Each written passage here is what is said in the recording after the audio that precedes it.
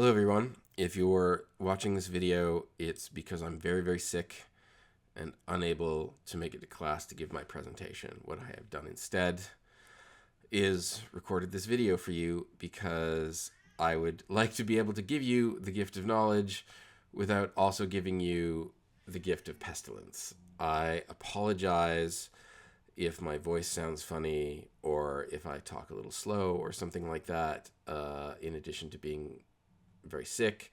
I am also doped to the gills right now with cold medication. Let's get into it. Good afternoon, everyone. Today I'm going to talk about large platform lobbying strategies. I'll begin by going over the Gorwa, Lachowski, and Schneiss reading, then the Godwin, Ainsworth, and Godwin reading, after which we'll have some discussion.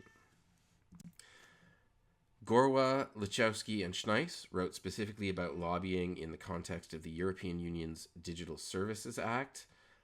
Since a great deal of scholarship has been done around what makes large platforms different, their aim was to understand how these large platforms fit into existing political economic power structures and to understand how they deploy classic lobbying methods within those structures. I want to start by going over the two strategy categories identified by the authors. The first category is direct strategies of influence, which includes things like access-based lobbying and coalition building. Pardon me. Access-based lobbying is exactly what it sounds like. Lobbying done via access to people who have power within the policy-making and decision-making process, like politicians and bureaucrats. The goal is to influence thinking and attitudes of these powerful people so that they will be sympathetic to the platforms and their aims. Pardon me. Often this type of lobbying is done by platforms to weaken or block new regulations. When citizen groups do it, it will be maybe to expand legislation or regulation. Pardon me. So another direct strategy is coalition building. Platforms will create industry groups to lobby decision makers jointly, or will fund other interest groups to do direct lobbying on their behalf. Grassroots citizens organizations also do this kind of coalition building, although sometimes platforms will create groups like that with the intent of making them appear to be grassroots citizen organizations. This is called astroturfing. Indirect strategies are about influencing the context of the policy debate. The emphasis here is on setting the agenda and framing the way issues are discussed. Platforms and other large resource-rich actors do things like create research chairs, fund their own studies, fund conferences, they run PR campaigns, they engage with journalists, they want to legitimize their preferences by making them appear like they are more popular with other stakeholders than they actually are.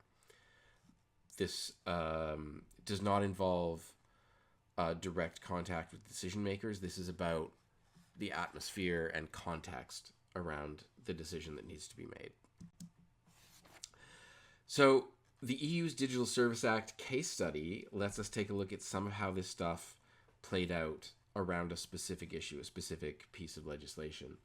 The DSA is part of a policy package that was designed to provide consistency and clarity for online businesses operating in the EU, specifically platforms and infrastructure services.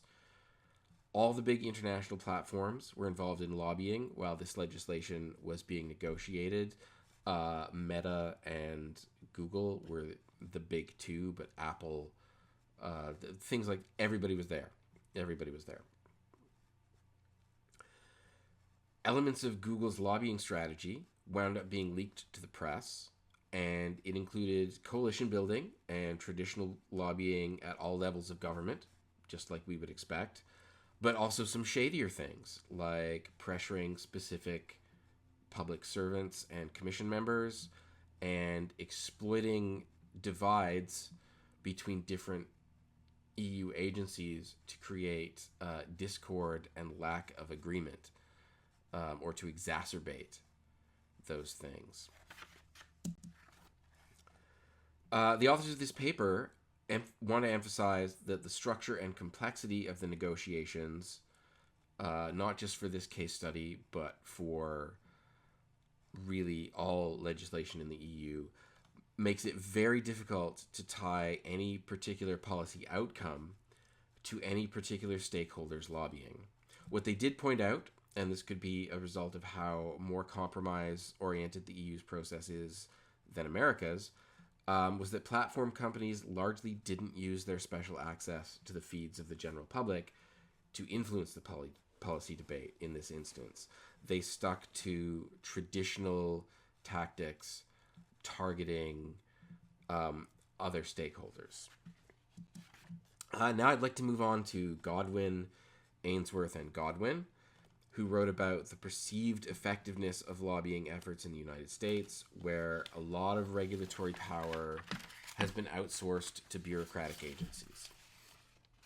They noted in particular a gap between large resource-rich actors, which they called producer groups, and smaller resource-poor actors, which they sometimes call citizen groups. We can think of these terms as roughly, although not exactly, analogous to the platforms and grassroots organizations from the previous paper, and I'll be using them almost but not quite interchangeably. There are specific ways to lobby the government in the United States, and the paper walks us through 4 of them. Pardon me. The first is written comments on proposed rules. All the proposed rules are published, pardon me, along with comments on them and the responses to those comments. So those are actually very easy to study. Advisory committees are exactly what they sound like. They are committees of stakeholders assembled to advise the government on specific policy areas. They're very limited, and usually only established or very high resource groups are involved. A third method is through direct contact with congressional representatives, whether that's members in the House or senators. This is the method of lobbying that authors identified as the most effective for all groups. Finally, there are public hearings, and you may have seen some of these on the news. These are designed to expand the range of stakeholders and the range of ideas that are involved in shaping policy, but it doesn't necessarily work that way in practice, as individual citizens, insofar as can be determined, have little or no real impact. In the US, producer groups and citizen groups lobby in different ways. Citizen groups focus on lobbying Congress directly. It's both the most effective and most resource-efficient method. It also brings other benefits, like media attention to their issue, mobilization and expansion of membership, and so on.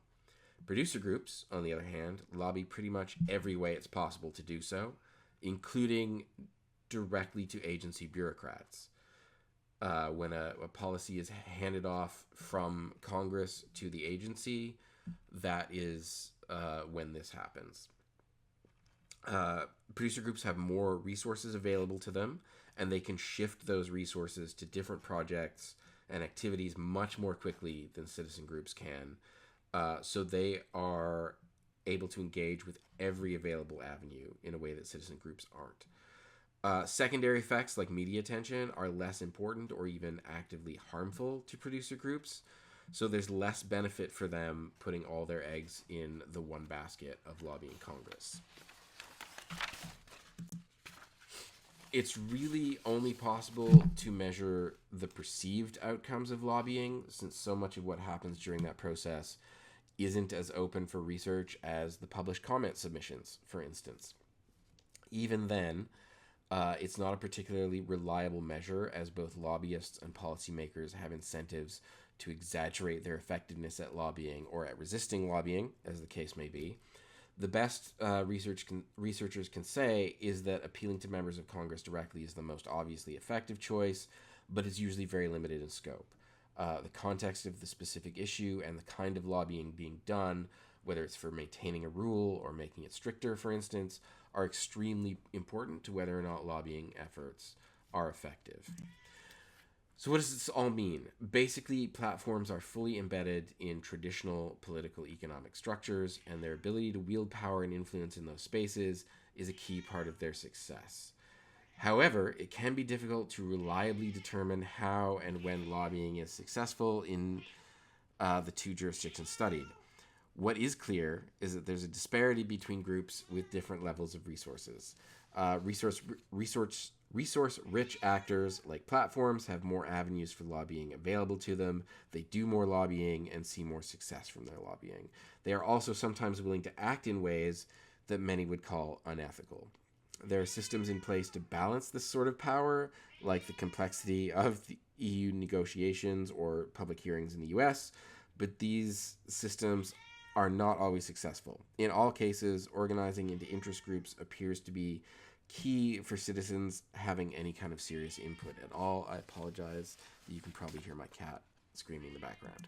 So here are a couple of questions to think about. Can you think of a time when a platform attempted to mobilize the public to influence policy? Was that effective? Why or why not?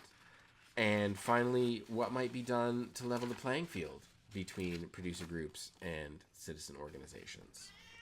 And just to get you started, I'll ask if any of you have seen one of these pop up when you've tried to share a news story on Facebook. All right, I will put it back to the questions slide now.